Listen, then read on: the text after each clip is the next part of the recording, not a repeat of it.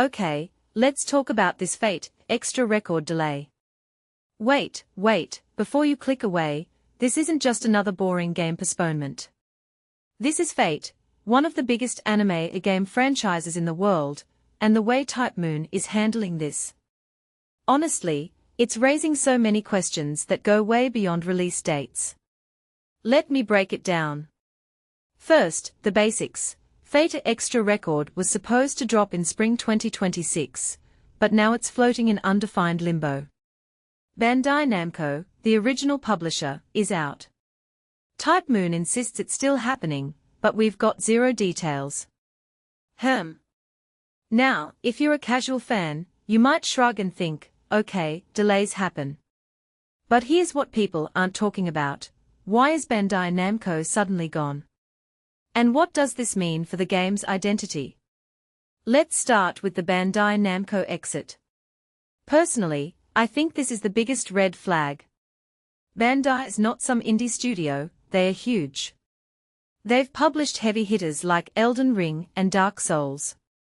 If they walked away, was it creative differences? Budget issues? Or maybe Type Moon wanted more control? Whatever the reason, this isn't just a publisher swap, it's a power shift. Games change when their financial backers change. Look at Cyberpunk 2077, when it pivoted from being a smaller RPG to a AAA spectacle. Big shifts like this often mean cuts, reworks, or entirely new directions. And that's terrifying for fans of the original Fate Extra. Now, the remake itself. This isn't just a HD texture pack, it's a full rebuild of a 13-year-old PSP game. Fate Extra might have flown under the radar for some, but it's got a cult following. Why? Because it's weird. It's not the traditional Fate Blood and Blades Grail War. It's a psychological mind trip with amnesiac protagonists, surreal digital landscapes, and servants like Nero and Tamamo acting way more, well, chaotic than usual. The fact that you can choose the protagonist's gender. That's revolutionary for the series. But here's the thing, remakes are a minefield. If you're not careful, you lose what made the original special. Remember the Final Fantasy VII Remake? Fans loved it, but it also split the community. So, what happens when you rebuild something this niche without the publisher that originally greenlit it? And let's talk platforms, PS4, PS5, Switch, PC. That's a massive spread. The Switch version alone makes me wonder, was this a point of contention with Bandai? Nintendo's handheld isn't exactly known for pushing high-end graphics. But Type Moon's doubling down on accessibility. That's smart, honestly. They are casting the widest net possible.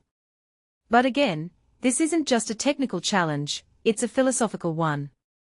How do you balance the expectations of PS5 power users with Switch players who just want portability? And what does this say about Fate's future? This franchise is becoming a jack of all trades, and that's both exciting and worrying.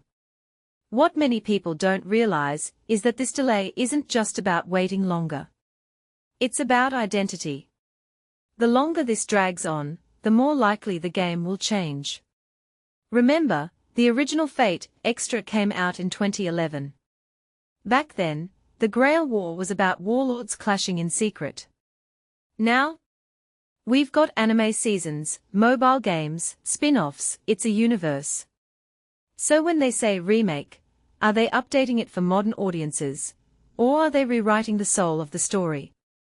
If Hakuno's Amnesia was about exploring identity in 2011, what does that mean in 2026 when everyone's obsessed with AI, deepfakes, and digital selves?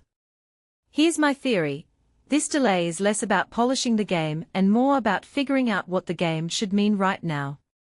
Type Moon isn't just remaking a game, they are trying to make it relevant in a world that's way more complicated than it was in 2011. And if they get it wrong, they risk alienating both old fans and new. But if they nail it, this could be the most interesting entry in the Fate universe yet. So what do you think?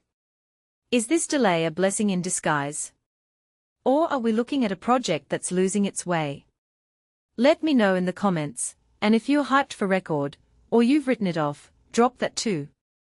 Either way, this isn't just about a game.